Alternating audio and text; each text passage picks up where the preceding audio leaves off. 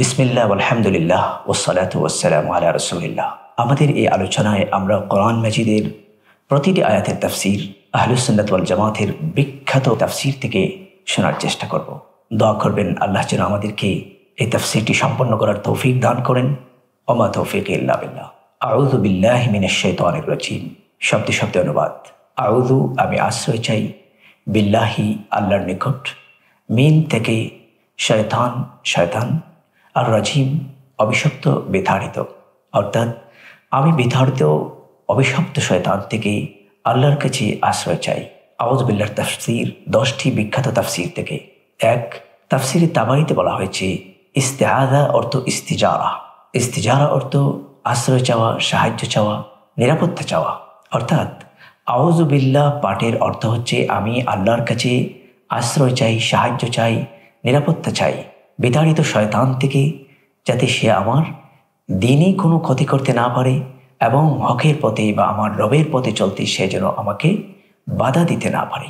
এবং তাবারী রহমতুল্লাহ আলাইহি আব্দুল্লাহ ইবনে আব্বাস রাদিয়াল্লাহু তাআলা আনহু থেকে বর্ণিত একটি হাদিসের মাধ্যমে প্রমাণ করেছেন যে রাসূলুল্লাহ সাল্লাল্লাহু আলাইহি ওয়াসাল্লামের কাছে সর্বপ্রথম যখন জিবরিল আলাইহিস সালাতু ওয়াস সালাম ওহী নিয়ে আসেন, তিনি এসে সর্বপ্রথম যে কথাটি বলেছিলেন সেটা ছিল আপনি আউযু বিল্লাহ পড়ুন। আপনি পড়ুন আউযু বিল্লাহিস সামিউল আলিম মিনাশ শাইতানির রাজীম। এই থেকে আমরা বুঝতে পারি আউযু বিল্লাহর গুরুত্ব কত বেশি। তাফসীর ইবনে আতিয়াতে বলা হয়েছে আউযু বিল্লাহ পাঠ করা ওয়াজিব, আর আউযু বিল্লাহ আমলে সালেহা বা নেক আমলকে শয়তানের ওয়াসওয়াসাত থেকে রক্ষা করে। তাফসীর কুরতুবীতে বলা হয়েছে যে যেহেতু আল্লাহ সুবহানাহু ওয়া তাআলা বলেছেন কোরআন হচ্ছে তিবয়ানুল লিকুল্লি শাই, সকল কিছুর ব্যাখ্যা, সব সমস্যার সমাধান, তাই এখানে আউযু বিল্লাহ পাঠের নির্দেশ হচ্ছে এই কারণে যে আপনি আল্লাহর কাছে শয়তান থেকে আশ্রয় চান, যাতে করে এই কোরআনের তাদাব্বুর করার ক্ষেত্রে, কোরআন গভীরভাবে বোঝার ক্ষেত্রে এবং সে অনুযায়ী আমল করার ক্ষেত্রে শয়তান আপনাকে কোনো বাধা দিতে না পারে। তাফসীরে ইবনে কাসিরে বলা হয়েছে আউযু বিল্লাহর অর্থ হচ্ছে আমি শয়তান থেকে আল্লাহর কাছে আশ্রয় চাই, সে যেন আমার দ্বীনি ও দুনিয়াবি কোনো ক্ষতি করতে না পারে। তিনি বলেছেন যে একমাত্র আল্লাহই শয়তান থেকে, শয়তানের ক্ষতির থেকে মানুষকে আশ্রয় দিতে পারেন। তাফসীরে ইবনে কাসিরে আরও বলা হয়েছে যে মানুষ অনর্থক অশালীন কথাবার্তা বলে তার জবানকে যে অপবিত্র করে, সেই অপবিত্রতার থেকে ইস্তেআযা বা আউযু বিল্লাহ পাঠ মানুষের জবানকে পবিত্র করে। তাফসীরে বাগাউইতে বলা হয়েছে যে ইস্তেআযার অর্থ হচ্ছে দৃঢ়ভাবে আল্লাহর কাছে আশ্রয় চাওয়া, আর ইস্তেআযা পাঠ করা তেলাওয়াতকারে সুন্নাহ। তাফসীরে জাওজি বা জাদুল মাসিরে বলা হয়েছে ইস্তেআযা নামাজের ভেতরে এবং নামাজের বাহিরে তেলাওয়াতের পূর্বে পাঠ করা সুন্নাহ। তাফসীরে বাইদাউইতে বলা হয়েছে যে ইস্তেআযা পাঠের অর্থ হচ্ছে তুমি আল্লাহর কাছে আশ্রয় চাও যাতে করে তিনি তোমাকে আশ্রয় দেন শয়তানের ওয়াসওয়াসাত থেকে, যেন শয়তান কোরআন তেলাওয়াতকালে তেলাওয়াতের মধ্যে কোনো ওয়াসওয়াসা সৃষ্টি করতে না পারে। আর তাফসীর বাইদাউইতে আরও বলা হয়েছে যে ইস্তেআযা পাঠের হুকুম জমহুরের মতে মুস্তাহাব, অর্থাৎ পড়লে সওয়াব, না পড়লে গুনাহ হবে না। তাফসীরে সুয়ুতি বা দুররুল মানসুরে বলা হয়েছে, এখানে ইমাম সুয়ুতি দুটি হাদিস নিয়ে এসেছেন, একটি আবু সাঈদ খুদরি এবং একটি আয়েশা রাদিয়াল্লাহু তাআলা আনহা থেকে। এই দুই হাদিসের মাধ্যমে তিনি প্রমাণ করেছেন রাসূলুল্লাহ সাল্লাল্লাহু আলাইহি ওয়াসাল্লাম নামাজে এবং ইফকের ঘটনার সময়, ইফকের ঘটনা অর্থাৎ ওনার স্ত্রীকে যখন ব্যভিচারের অপবাদ দেওয়া হয়েছে, এই দুশ্চিন্তার সময়ও রাসূলুল্লাহ সাল্লাল্লাহু আলাইহি ওয়াসাল্লাম ইস্তেআযা পাঠের মাধ্যমে মুখ খুলেছেন। তাফসীরে শাওকানি বা ফাতহুল কাদির বলা হয়েছে ইস্তেআযা পাঠ করা জমহুর ফুকাহাদের মতে মুস্তাহাব, কিন্তু যেখানে রাসূলুল্লাহ সাল্লাল্লাহু আলাইহি ওয়াসাল্লামকে আল্লাহ রাব্বুল আলামিন ইস্তেআযা পাঠের নির্দেশ দিচ্ছেন, সেখানে উম্মতের ব্যাপারে এই নির্দেশ কতটুকু প্রয়োজন তা সহজেই অনুমান করা যায়। আল্লাহর নবী সাল্লাল্লাহু আলাইহি ওয়াসাল্লামের উপর শয়তানের কোনো প্রভাব ছিল না, তারপরেও তাকে নির্দেশ দেওয়া হয়েছে তিনি যেন ইস্তেআযা পাঠ করেন, আউযু বিল্লাহ পাঠ করেন। তাহলে আমাদের মতো সাধারণ মানুষ যাদের উপর শয়তান সবসময় ক্রিয়া করে, শয়তান সবসময় যাদের সাথে থাকে, যাদের উপর প্রভাব বিস্তার করে, তাদের জন্য ইস্তেআযা বা আউযু বিল্লাহি মিনাশ শাইতানির রাজীম পাঠ করা কত জরুরি। সাফওয়াতুত তাফাসির বলা হয়েছে ইস্তেআযার অর্থ হচ্ছে আমি আশ্রয় চাই আল্লাহর নিকট শয়তান থেকে, যাতে শয়তান আমার দ্বীনি দুনিয়াবি কোনো ক্ষতি করতে না পারে, এবং আমাকে যে কাজ করতে বা যা করতে আদেশ দেওয়া হয়েছে সেটি করার ক্ষেত্রে শয়তান যেন বাধা সৃষ্টি করতে না পারে। এখানে দুটি উল্লেখযোগ্য বিষয় আমি রিপিট করব, সেটি হলো সফওয়াতুত তাফাসির এবং ইবনে কাসিরের তাফসীরুল কোরআনুল আযীমে বলা হয়েছে যে দ্বীনি এবং দুনিয়াবি ক্ষতি, অর্থাৎ শয়তান মানুষের দ্বীনি এবং দুনিয়াবি দুই কাজের ক্ষেত্রেই দুশ্মন। শুধু নামাজ পড়ার ক্ষেত্রে, রোজা রাখার ক্ষেত্রে, হজ করার ক্ষেত্রে বা কোরআন তেলাওয়াতের ক্ষেত্রে শয়তান বাধা দেয় এরকম না, শয়তান মুমিনের দুনিয়াবি জীবনেও বাধা দেয়। আপনি ক্যারিয়ার করবেন, ব্যবসা বাণিজ্য করবেন, এখানেও শয়তান আপনার শত্রুতার সৃষ্টি করবে, শয়তান এখানেও আপনার সাথে শত্রুতা করে। তাই সব কাজে, পড়ালেখার করার ক্ষেত্রে, ক্যারিয়ারের ক্ষেত্রে, ইংলিশ, ম্যাথমেটিক্স, সায়েন্স যাই আমরা পড়ি, ব্যবসা বাণিজ্য করি, চাকরি করি, দুনিয়ার কাজের ক্ষেত্রেও আমরা আউযু বিল্লাহি মিনাশ শাইতানির রাজিম পাঠ করতে ভুলব না। দ্বীনি কাজ করার ক্ষেত্রেও আউযু বিল্লাহ পড়ার কথা তো অবশ্যই বলবো না। এটি হচ্ছে আউযু বিল্লাহর তাফসীরের শিক্ষা। বিসমিল্লাহির রহমানির রহিম। বিসমিল্লাহ, বিসমি নামে আল্লাহ, আল্লাহ। বিসমিল্লাহ, আল্লাহর নামে শুরু করছি। এখানে শুরু করছি বা আবদাউ কথাটি উজ্জ রয়েছে। আরবি ভাষায় এরকম শব্দ উজ্জ রেখে বাক্য বা কথা বলার নিয়ম রয়েছে। তাহলে বিসমিল্লাহ যেখানেই আমরা বলবো অর্থ দাঁড়াবে আমি আল্লাহর নামে শুরু করছি। আর রহমান পরম করুণাময়, আর রাহিম অতি দয়ালু। তাহলে পুরোটার অর্থ হচ্ছে আমি পরম করুণাময় অতি দয়ালু আল্লাহর নামেই শুরু করছি। বিসমিল্লাহ তাফসীরে তাফসীর ইবনে আবি হাতিম একটি হাদিস উল্লেখ করেছেন।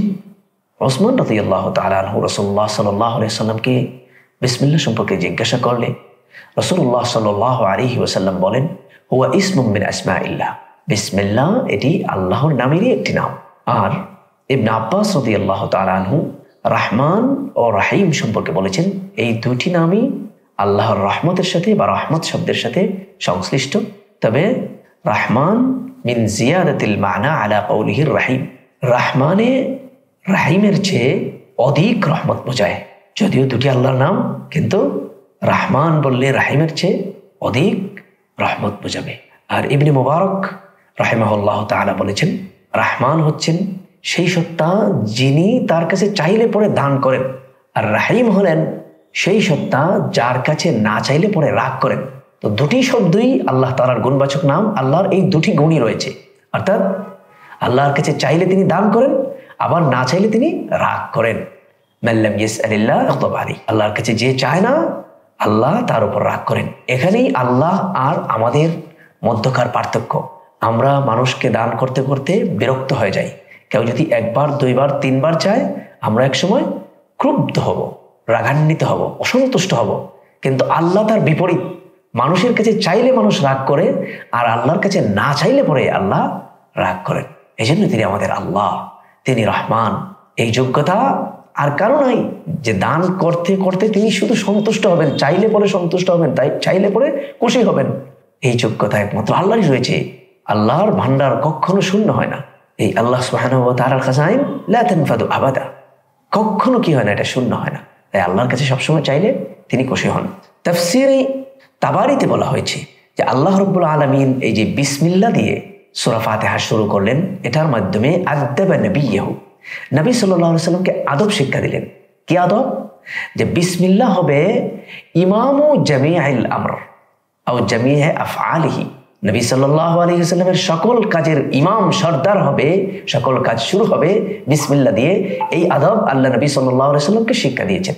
আর নবী সাল্লাল্লাহু আলাইহি ওয়াসাল্লামকে এই আদব শিক্ষা দেওয়ার মাধ্যমে পুরো মানব জাতিকে শিক্ষা দিয়েছেন, পুরো উম্মতকে শিক্ষা দিয়েছেন যে উম্মত যেন তাদের প্রত্যেক কাজ বিসমিল্লাহ দিয়ে শুরু করে। ইবনে মাসউদ রাদিয়াল্লাহু তাআলা আনহু বলেছেন যে দুজখে বা জাহান্নামে 19 জন দারোগা আছে। যে ব্যক্তি এই দারোগাদের থেকে রক্ষা চায় সে যেন বিসমিল্লাহির রহমানির রহিম বলে, কারণ বিসমিল্লাহির রহমানির রহিমের মধ্যে 19টি অক্ষর রয়েছে। এই প্রত্যেকটি অক্ষর ওই দারোগাদের এগেইনস্টে কাজ করবে। ইবনে কাসির রাহিমাহুল্লাহু তাআলা জাবির রাদিয়াল্লাহু তাআলা আনহু থেকে একটি হাদিস বর্ণনা করেছেন, যেখানে রাসূলুল্লাহ সাল্লাল্লাহু আলাইহি সাল্লাম বলেছেন যে যখন এই যে বিসমিল্লাহ আয়াতটি অবতীর্ণ হয়, তখন পূর্ব দিকে বৃষ্টি বন্ধ হয়ে যায়, বায়ুমণ্ডল স্তব্ধ হয়ে যায়, তরঙ্গ বিক্ষুব্ধ, সমুদ্র প্রশান্ত হয়ে ওঠে, জন্তুগুলো কান লাগিয়ে মনোযোগ সহকারে শুনতে থাকে, আকাশ থেকে অগ্নিশিখা নিক্ষিপ্ত হয়ে শয়তানকে বিতাড়ন করে এবং বিশ্বপ্রভু স্বীয় সম্মান ও মর্যাদার কসম করে। এই কথাটি খুবই গুরুত্বপূর্ণ যে আল্লাহ তাআলা নিজের মর্যাদা ও সম্মানের কসম করে বলেন, যেই ব্যক্তি বা যেই জিনিসের উপর আমার নাম নেওয়া হবে অর্থাৎ বিসমিল্লাহ পাঠ করা হবে তাতে অবশ্যই বরকত হবে। আর অপর হাদিসে বলা হয়েছে যেই কাজের শুরুতে বিসমিল্লাহ বলা হবে না বা যেই কাজে বিসমিল্লাহ পাঠ করা হবে না, যেই কাজ বিসমিল্লাহর দ্বারা আরম্ভ করা হবে না সেটা বরকত শূন্য, তাতে কোনো বরকত থাকবে না। এই হলো বিসমিল্লাহর বরকত, ফজিলত। মুসনাদে আহমদে একটি হাদিস রয়েছে যে রাসূলুল্লাহ সাল্লাল্লাহু আলাইহি ওয়াসাল্লাম একবার সোয়ারির উপরে, উটের উপরে ছিলেন আর ওনার পিছনে এক সাহাবী ছিলেন। তো হঠাৎ উটের পা পিছলে যায়। তখন রাসূলুল্লাহ সাল্লাল্লাহু আলাইহি ওয়াসাল্লামের পিছনে যে সাহাবী ছিলেন উনি বললেন যে শয়তানের সর্বনাশ হোক, কারণ উনি ধারণা করলেন যে শয়তানই কাজটা করেছে। নবী সাল্লাল্লাহু আলাইহি ওয়াসাল্লাম বললেন, না, তুমি এইভাবে বলো না, শয়তানের সর্বনাশ হোক এটা বলবে না, এটা বললে সে অহংকারে ফুলে উঠবে, সে গর্বিত হবে, এই কথা বলে, এই কথা ভেবে যে আমি বা সেই এই কাজটা করতে পেরেছে তার ক্ষমতার বলে। তাই তুমি শয়তানের সর্বনাশ হোক এটা বলবে না, তুমি বরং বিসমিল্লাহ বলবে। বিসমিল্লাহ বলে শয়তান, যখন তোমরা বিসমিল্লাহ বলো তখন শয়তান মাছির মতো দুর্বল হয়ে যায়, তুচ্ছ হয়ে যায়, ছোট হয়ে যায়, হীন হয়ে যায়। আর এটা বিসমিল্লাহর বরকতেই হয়ে থাকে।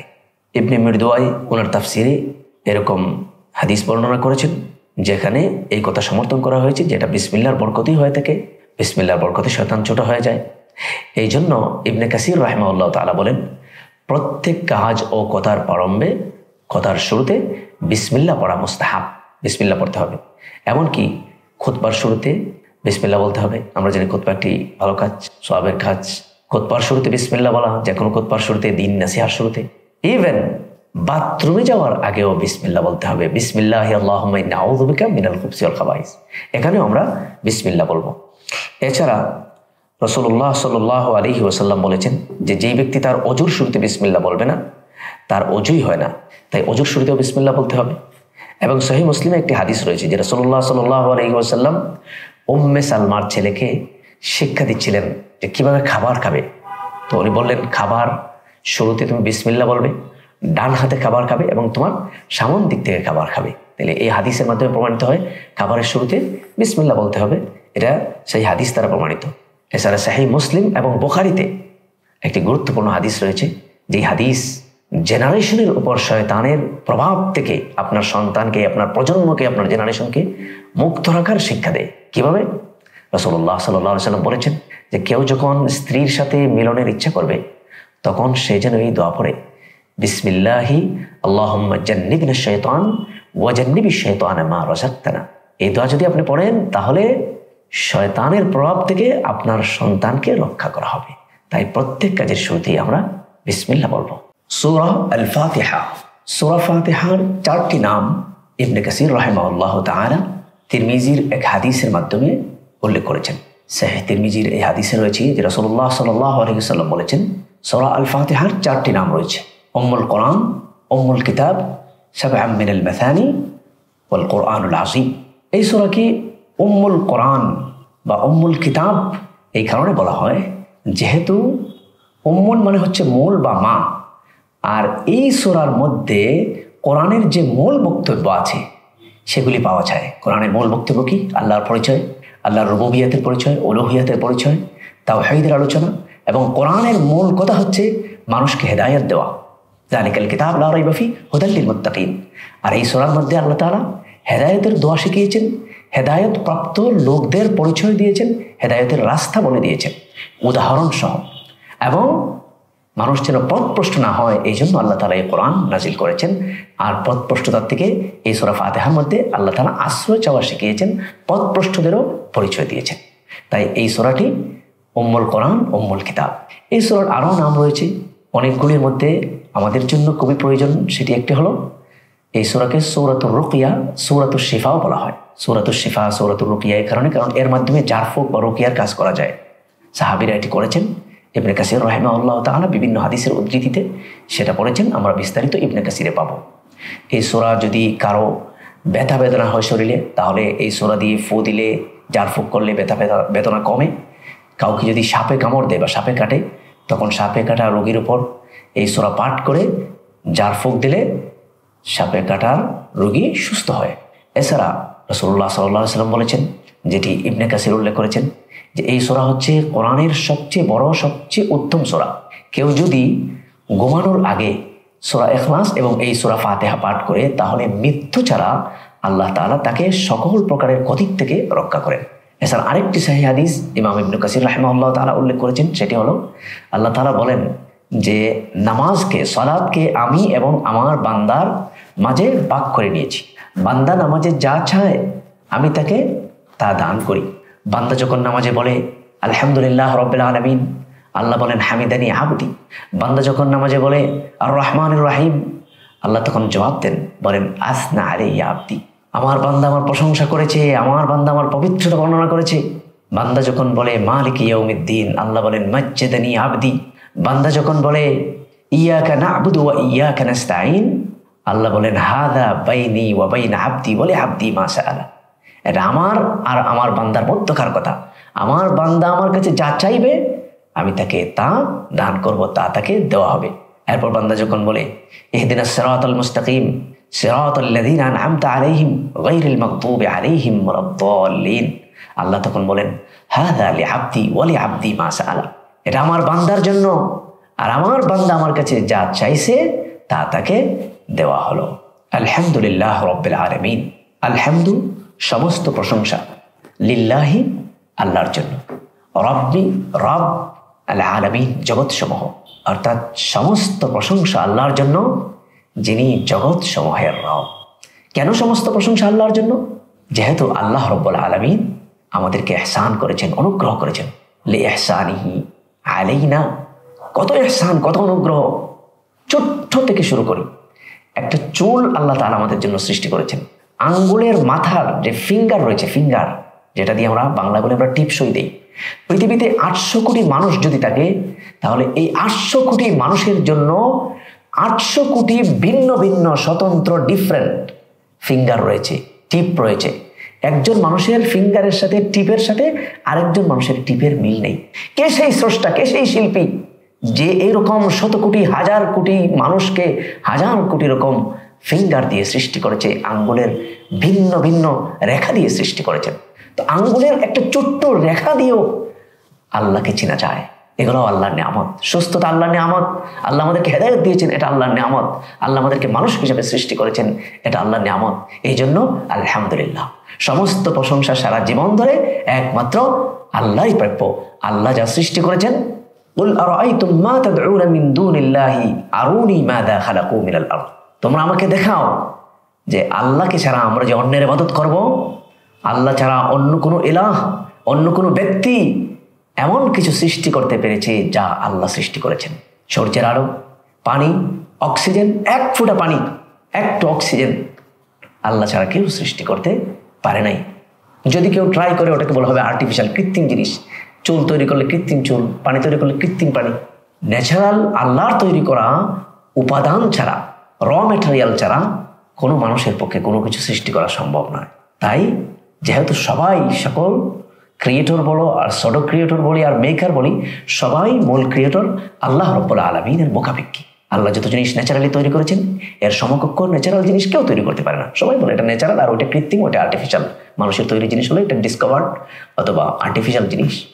তো যেহেতু আল্লাহই হলেন একমাত্র স্রষ্টা, মৌলিক স্রষ্টা, যার সৃষ্টির সমকক্ষ কোনো সৃষ্টি করা কারো পক্ষেই সম্ভব নয়, তাই আলহামদুলিল্লাহ, সমস্ত প্রশংসা আল্লাহর জন্য। আর রহমানির রহিম, যে আল্লাহ রাব্বুল আলামিন নিজের দয়ার পরিচয় দিয়েছেন। তিনি বলেছেন, আমাদেরকে শিক্ষা দিয়েছেন, আর রহমান পরম করুণাময়, আর রহিম অতি দয়ালু। আল্লাহ বলেছেন রব্বানা ওয়াসি'তা কুল্লা শাইইন রাহমা, এত দয়ালু যে সকল সৃষ্টিকেই আল্লাহর রহমতের চাদরে আল্লাহ বেষ্টন করে রেখেছেন। মালিক ইয়াউমিদ্দিন, মালিক বা অধিপতি, রব, ইয়াউম দিবস, আর দিন বিচার, বিচার দিবসের মালিক, জাযা বা প্রতিদান দেওয়ার মালিক, হিসাব নেওয়ার মালিক একমাত্র আল্লাহ। লিমানিল মুলকুল ইয়াউম, আল্লাহ নিজেই প্রশ্ন করতেছেন, নিজেই জবাব দিতেছেন যে আজকের এই দিনের মালিকানা কার, এই দিনের সর্বময় ক্ষমতা এবং কর্তৃত্ব কার? লিল্লাহ, লিল্লাহিল ওয়াহিদিল কাহ্হার। এই দিনের সর্বময় একক ক্ষমতা হচ্ছে, কর্তৃত্ব হচ্ছে একমাত্র আল্লাহর। ইয়াকা না'বুদু, যেহেতু তিনি আমাদের স্রষ্টা, সৃষ্টিকর্তা, খালেক, মালিক, রব, পালনকর্তা, আইনদাতা, বিধানদাতা, এবং তার তুলনা, তার সৃষ্টির তুলনা কারোর সাথে হয় না। তাই ইয়াকা, একমাত্র আপনার, না'বুদু, আমরা ইবাদত করি, ফালা না'বুদু আহাদান ইল্লাল্লাহ, আর কারো ইবাদত করি না আপনার সাথে, আর কাউকেও শরীক করি না। ইয়াকা, একমাত্র আপনার, না'বুদু, আমরা ইবাদত করি, ওয়া ইয়াকা, আর একমাত্র আপনারই, নাস্তাঈন, আমরা সাহায্য চাই। আপনি আমাদেরকে সাহায্য করতে পারেন, আর কারো কাছে আমরা সাহায্য চাই না। সুতরাং ইহদিনা, আপনি আমাদেরকে হেদায়েত দেন, আরশিদনা ইলা সাবিলিকাল হক, আপনার পথে আমাদেরকে হেদায়েত দিন। সিরাতা, পথ, আল মুস্তাকিম, সরল। ইহদিনা সিরাতাল মুস্তাকিম, আপনি আমাদেরকে সরল পথে পথ দেখান। সরল পথ কোনটা? ইবনে কাসির রাহিমাহুল্লাহ তাআলা বিভিন্ন হাদিসের মাধ্যমে প্রমাণ করেছেন যে সরল পথ হচ্ছে ইসলাম, সরল পথ হচ্ছে কোরআনের পথ। সুতরাং কেউ যদি সরল পথ চায়, সিরাতুল মুস্তাকিমের উপরে চলতে চায়, আর অবশ্যই কেউ যদি আল্লাহর বান্দা নিজেকে দাবি করে, কেউ যদি নিজেকে মুমিন দাবি করে এবং মুমিন হতে চায়, কেউ যদি নিজেকে মুসলিম মনে করে মুসলিম হতে চায়, কেউ যদি নিজেকে জাহান্নাম থেকে রক্ষা করতে চায়, কেউ যদি নিজেকে জান্নাতি বানাতে চায়, তাহলে তাকে সিরাতুল মুস্তাকিমের উপর চলতে হবে। আর সিরাতুল মুস্তাকিমের উপর চলতে গেলে সিরাতুল মুস্তাকিমের পথ হলো কোরআনের পথ। এই কোরআন আমাদেরকে বুঝতে হবে, সে অনুযায়ী আমল করতে হবে, তাহলেই আমরা সিরাতুল মুস্তাকিমের উপর থাকবো। কারণ ইবনে কাসির রাহিমাহুল্লাহ তাআলা আলী রাদিয়াল্লাহু তাআলা আনহু সহ অন্যান্য সাহাবীদের উদ্ধৃতিতে বলেছেন সিরাতুল মুস্তাকিমের পথ হলো কিতাবুল্লাহ বা কোরআনের পথ। তাই যারা সিরাতুল মুস্তাকিমের উপর থাকতে চাইবে, এবং তারাই সিরাতুল মুস্তাকিমের উপর থাকবে যারা এই কোরআনকে আঁকড়ে ধরবে, কোরআন পড়বে, কোরআন বুঝবে, এবং সেই অনুযায়ী তাদের জীবন পরিচালনা করবে। তাদের ব্যক্তিগত জীবন, পারিবারিক জীবন, সামাজিক জীবন, রাষ্ট্রীয় জীবন, যে যেখানে যে দায়িত্ব আছে, প্রত্যেকেই তার দায়িত্ব পালনের জন্য কোরআনের মোকাবিকি হবে, কোরআনের ইলম, কোরআনের নির্দেশনা, কোরআনের হেদায়েত, কোরআনের গাইডলাইন্স গ্রহণ করবে। সেই আলোকে রাষ্ট্রপ্রধান তার রাষ্ট্র পরিচালনা করবে, সেই আলোকে পরিবার প্রধান তার পরিবার পরিচালনা করবে, সেই আলোকে একজন ব্যাংক প্রধান তার ব্যাংক পরিচালনা করবে, একজন ব্যবসায়ী তার ব্যবসা পরিচালনা করবে, একজন শিক্ষক তার প্রতিষ্ঠান পরিচালনা করবে, একজন ব্যক্তি তার ব্যক্তিগত জীবন পরিচালনা করবে। তাহলেই সে সিরাতুল মুস্তাকিমের উপর আছে। যতক্ষণ সে কোরআনের পথের উপর আছে, কোরআনের আইনের উপর আছে, কোরআনের বিধানের উপর আছে, কোরআনের রুলিংসের উপর আছে, কোরআনের আহকামের উপর আছে, আর কোরআনের বিরোধিতা করে, কোরআনের আইনকে অস্বীকার করে, অমান্য করে, নিজের জীবনে, পারিবারিক জীবনে, রাষ্ট্রীয় জীবনে কোরআনের আইনকে প্রয়োগ না করে, অ্যাপ্লাই না করে কেউ যদি দাবি করে সে মুসলিম, মুমিন এবং সে সিরাতুল মুস্তাকিমের উপর আছে, তাহলে কখনো তার এই দাবি সত্য নয়, এই দাবি মানা যাবে না। সে ভুল পথে আছে, সে ভুল কথা বলতেছে, ভুল আকীদা বিশ্বাস, ভুল চিন্তার উপর আছে। কারণ কোরআন বিরোধী, কোরআনবিহীন কোনো পথই সিরাতুল মুস্তাকিম হতে পারে না। সিরাতুল মুস্তাকিমের পথই হলো মুক্তির পথ, আর এটা হলো কোরআনের পথ। সিরাতুল মুস্তাকিমের অনুসারী হওয়া ছাড়া, তথা কোরআনের অনুসারী ছাড়া কেউ কোনোদিন মুক্তি পাবে না, কেউ জান্নাতি হতে পারে না, কেউ আল্লাহর বিশ্বস্ত এবং আল্লাহর অবিডিয়েন্ট, অনুগত প্রকৃত বান্দা, প্রকৃত ইমানদার, প্রকৃত মুমিন কখনো সে হতে পারে না।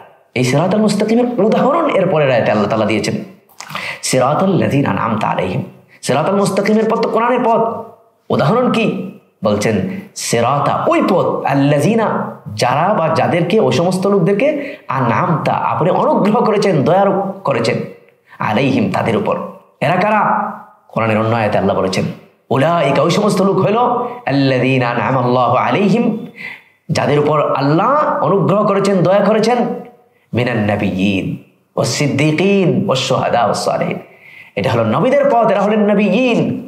সুতরাং তোমরা যদি সিরাতুল মুস্তাকিম, সরল পথের অনুসারী হতে চাও, তাহলে নবীদের পথ, নবীদের পথ, নবীদের আদর্শ অনুসরণ করো, সিদ্দীকিন, শুহাদা, সাহাবীদের আদর্শ অনুসরণ করো, তাহলেই তোমরা সিরাতুল মুস্তাকিমের উপর থাকবে, যেই পথ আল্লাহ পুরো কোরআন নাজিল করে তোমাদেরকে দেখাতে চাইছেন। এই সঠিক পথ, হেদায়েতের পথে তোমরা থাকবে। আর নবীরা করেন নাই, সাহাবীরা করেন নাই, সিদ্দীকিনরা করেন নাই, শুহাদারা করেন নাই, সালেহিনরা করেন নাই, এমন কোনো আমল, এমন কোনো পথ যদি তোমরা অনুসরণ করো, তাহলে কখনো তোমরা হেদায়েত প্রাপ্ত হবে না। এটা সিরাতুল মুস্তাকিমের পথ নয়। আজকে নবীদের পথ, সাহাবীদের পথ তারা করেন নাই, এমন বহু আমল মুসলিমরা করছে। লাল শালু, নীল শালু একটা ছোট্ট উদাহরণ। লাল শালু, নীল শালু পরে মানুষ গাঁজা সেবন করছে, মনে করছে গাঁজা সেবনের মাধ্যমে সে আল্লাহকে পাওয়া যায়। নাউজুবিল্লাহ, এটা কোনো নবী রাসূল করেননি। মানুষ সন্তান পাওয়ার জন্য মাজারে যাচ্ছে, এটা কোনো নবী রাসূল শিক্ষা দেননি।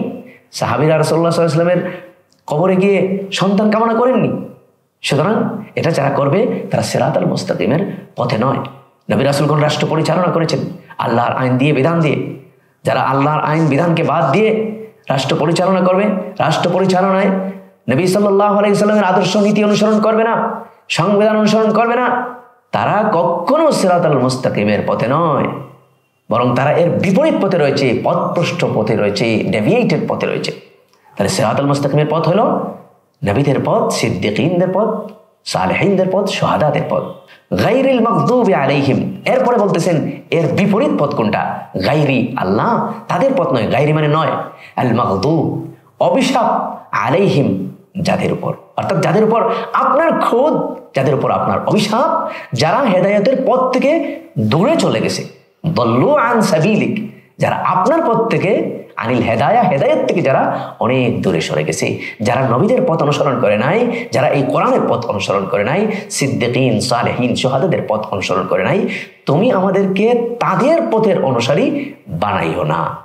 তাদের পথ আরেকটু বিশদ ব্যাখ্যায় রয়েছে যে সেটা ইহুদি নাসারাদের পথ, এবং কোরআন হাদিস ছাড়া অন্য যত পথ আছে এইসব পথই হলো গোমরার পথ, আল্লাহর ক্রোধের শিকার পথ। এই পথে, এই মতে মুক্তি নাই, আল্লাহর ক্রোধ রয়েছে, আল্লাহর গজব, অভিশাপ তাদের উপর। মুক্তির একমাত্র পথ হলো সিরাতাল মুস্তাকিম, আর সেটা হলো কোরআনের পথ। বাস্তব উদাহরণ যদি আমরা দেখতে চাই, জীবন্ত কোরআন যদি দেখতে চাই, তাহলে নবিয়্যিন, সিদ্দিকীন, শুহাদা, সালেহিন, বাস্তব উদাহরণ হলেন ওনারা, নবী, সিদ্দিক, শহীদ, সালেহিনগণ। তাদের পথ, তাদের পদাঙ্ক অনুসরণ করাই হলো সিরাতাল মুস্তাকিমের পথ অনুসরণ করা। আর এটা তাত্ত্বিকভাবে এই পথের জ্ঞান আমরা পাবো কোরআনের মধ্যে। তাই কোরআন বেশি বেশি করে আমাদের পড়তে হবে, কারণ সিরাতাল মুস্তাকিম আমাদের লাগবেই। এই জন্য কোরআন পড়া আমাদের লাগবেই, কোরআন বোঝা আমাদের লাগবেই। সিরাতাল মুস্তাকিম ছাড়া কেউ মুক্তি পাবে না, সুতরাং কোরআন ছাড়া কেউ মুক্তি পাবে না, কারণ সিরাতাল মুস্তাকিম আর কোরআন একই জিনিস। তাই কোরআন ছাড়া, সিরাতাল মুস্তাকিম ছাড়া মুক্তি নাই, জান্নাতে যাওয়ার কোনো পথ নাই, জাহান্নামের আগুন থেকে রক্ষা পাওয়ার কোনো পথ নাই। অতএব যে ব্যক্তি চায়, আর অবশ্যই প্রত্যেক ইমানদার চায় যে সে জাহান্নামের আগুন থেকে মুক্তি এবং জাহান্নামের আগুন সে সহ্য করতে পারবে না, প্রত্যেক ব্যক্তি জাহান্নামের আগুন থেকে মুক্তি চায়। আর এই মুক্তির পথ হলো কোরআনের পথ। তাই আমাদেরকে কোরআন পড়তে হবে, কোরআন বুঝতে হবে। আল্লাহ তাআলা তাই করুন, আল্লাহ তাআলা কবুল করুন, আমাদেরকে কোরআন বোঝার এবং সিরাতাল মুস্তাকিমের পথে চলার তৌফিক দান করুন, আল্লাহুম্মা আমিন। এখন আমরা হাদিসের ক্লাসে যাব। বিসমিল্লাহ, আলহামদুলিল্লাহ, ওয়াসসালাতু ওয়াসসালামু আলা রাসূলিল্লাহ।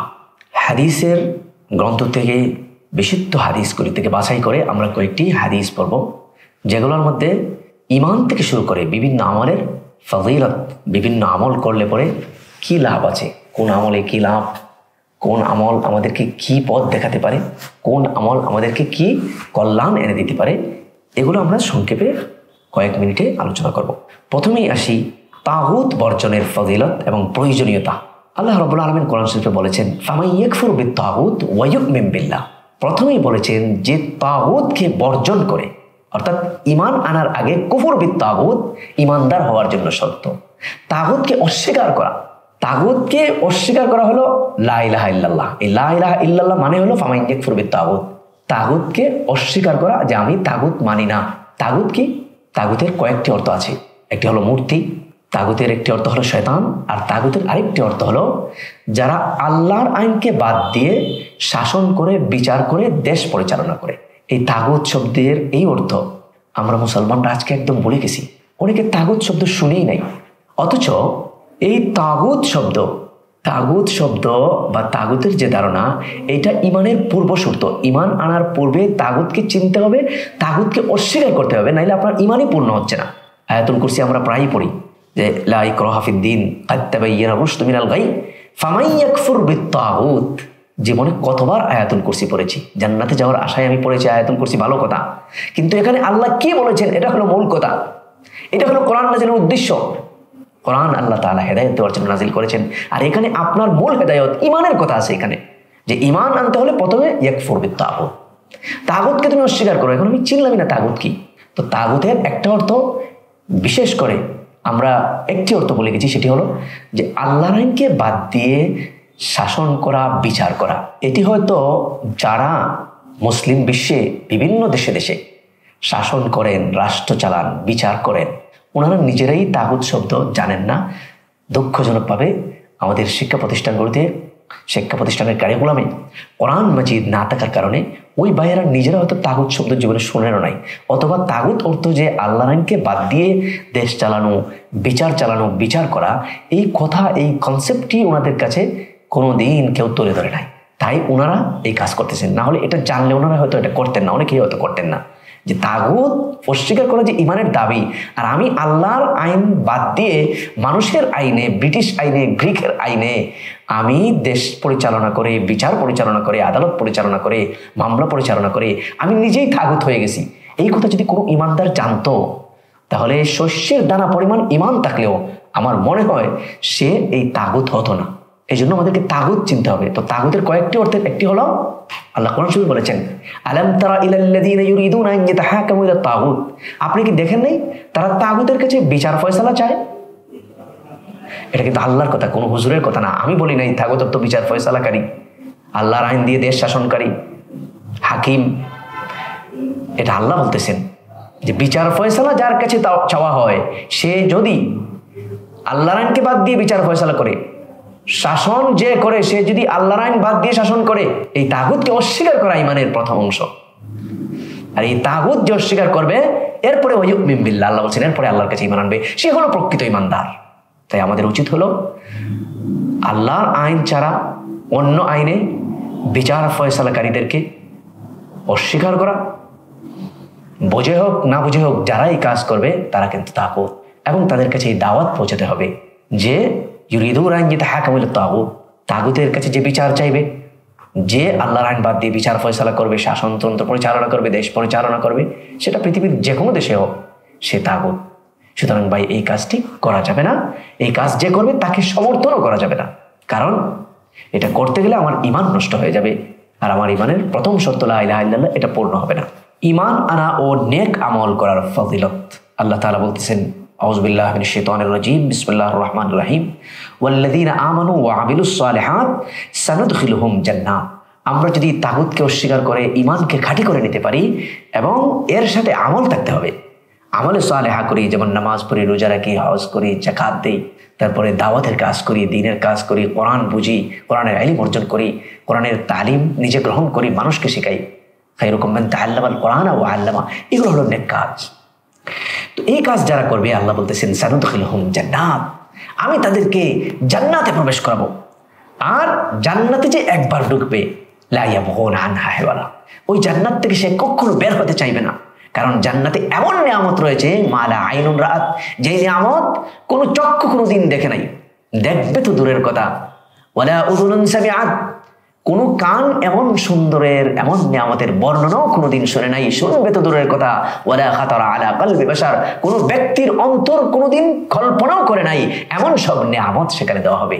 সঙ্গী যদি দেওয়া হয়, আপনার পুরুষকেই বলেন, নারীকে বলেন, স্পাউস যখন তার দেওয়া হবে, জান্নাতে তার সঙ্গী থাকবে, স্বামী অথবা স্ত্রী থাকবে, এটা এমন স্বামী এমন স্ত্রী হবে যেটা কেউ কোনোদিন কল্পনাও করে নাই। সৌন্দর্যের দিক থেকে, রূপের দিক থেকে, গুণের দিক থেকে, সব দিক থেকেই দুনিয়াতে কেউ কোনোদিন এমন নারী এমন পুরুষ দেখেও নাই, এমন পুরুষের কথা কেউ কোনোদিন শুনেও নাই, এমন নারীর কথাও কেউ কোনোদিন শুনে নাই, অন্তর তার কল্পনাও করতে পারে নাই, এত সুন্দর, এত গুণে গুণান্বিত। এগুলো হলো ঈমান এবং নেক আমলের ফজিলত। নেক আমল কিন্তু তখনই কবুল হবে যখন আপনার ঈমান পূর্ণ হবে, ঈমান কমপ্লিট হবে। তাই ঈমানকে পূর্ণ করতে হবে। ঈমান পূর্ণ করার জন্য তাগুতকে অস্বীকার করা, নাওয়াকিজুল ঈমান, ঈমান কিভাবে ধ্বংস হয়, ঈমান কিভাবে আনতে হয়, এগুলো আমাদেরকে শিখতে হবে। তো এই ক্লাসের মাধ্যমে ইনশাআল্লাহ আমরা ধারাবাহিকভাবে এগুলো আলোচনা করব। একদিনে তো আর এই সমস্ত আলোচনা সম্ভব নয়। এরপরে নেক আমলের মধ্যে একটি নেক আমল হলো নামাজ। নামাজের জন্য আমরা ওযু করি। ওযুর ফজিলত সম্পর্কে আমরা একটি হাদিস শুনব। عن أبي مالك الأشعري رضي الله تعالى عنه قال قال رسول الله صلى الله عليه وسلم الطهور شطر الإيمان।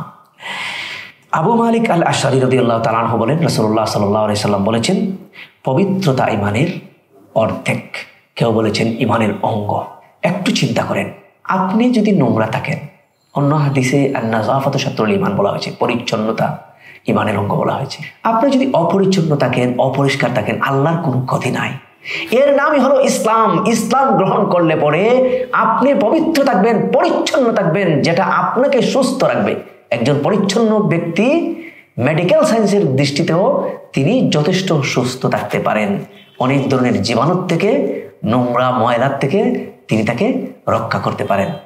এইভাবে অনেক অসুস্থতা থেকে, বেমার থেকে, আপনার নানা ধরনের জীবাণুজনিত যে রোগ আছে এগুলোর থেকে তিনি তাকে রক্ষা করতে পারেন। কিসের মাধ্যমে তিনি এটা করবেন? তিনি যদি নামাজি হন আর নামাজের কারণে অজু করেন, তাহলে দৈনিক 5 বার তিনি ক্লিন হয়ে যাচ্ছেন, পরিষ্কার পরিচ্ছন্ন হয়ে যাচ্ছেন। তাহলে নামাজ পড়লে সুস্থ থাকা যায়, দুনিয়াতেও লাভ। সুস্থ থাকলে তো দুনিয়াতে আপনার লাভ, দুনিয়াতে সুস্থ জীবন, মানসিক প্রশান্তি পাওয়া যায়। আর আখিরাতে কি হবে? আউয়ালু মা ইউহাসাবু বিহি ইয়াউমাল কিয়ামাতিস সালাম। সর্বপ্রথমে কিয়ামতের মাঠে নামাজের হিসাব নেওয়া হবে।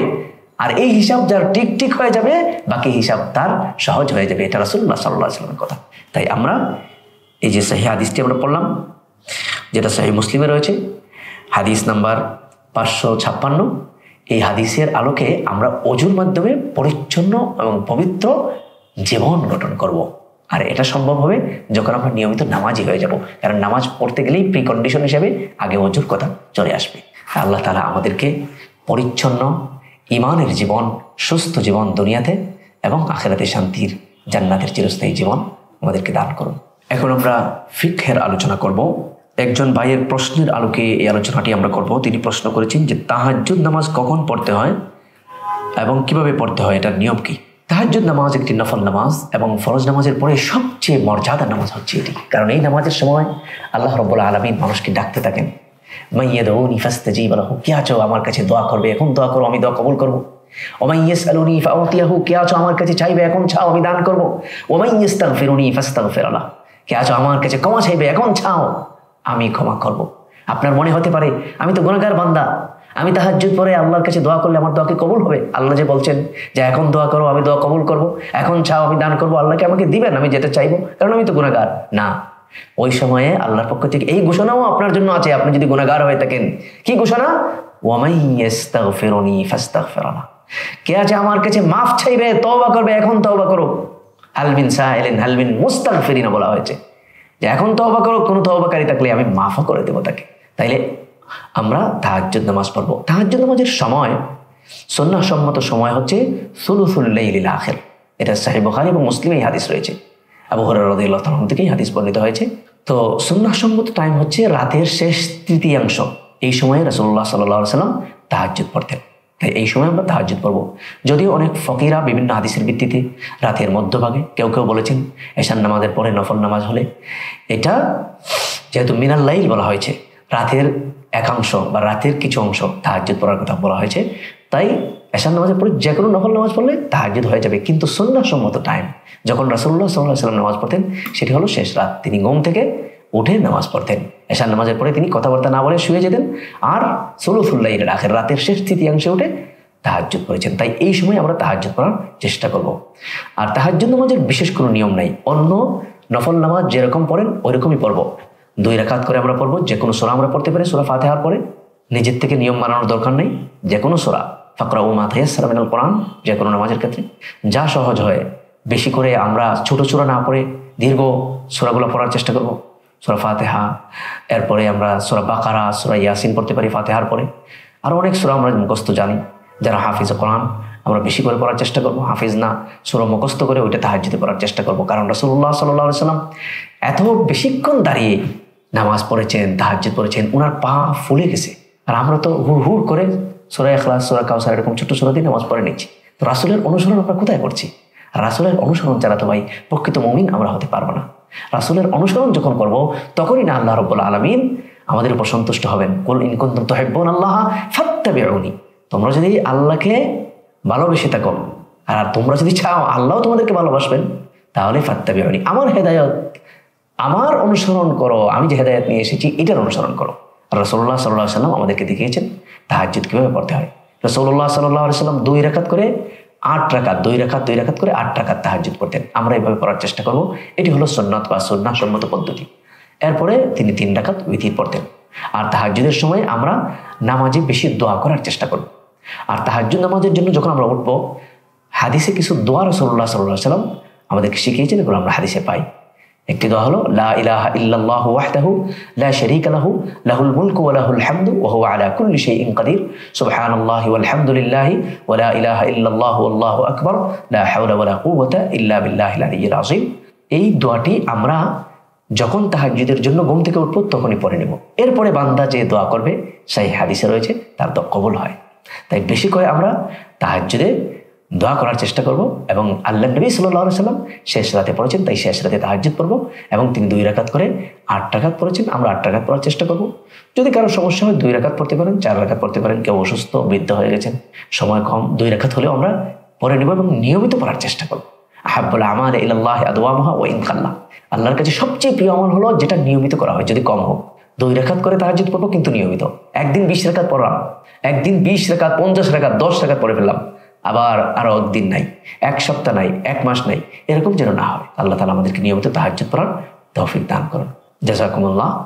প্রতি শুক্রবার রাত 9টা, প্রতি বৃহস্পতিবার রাত 9টা এবং প্রতি শনিবার বিকাল 4টা লন্ডন টাইম, প্রতি রবিবার 2 PM, every Sunday and every Wednesday 5 PM UK time for sisters.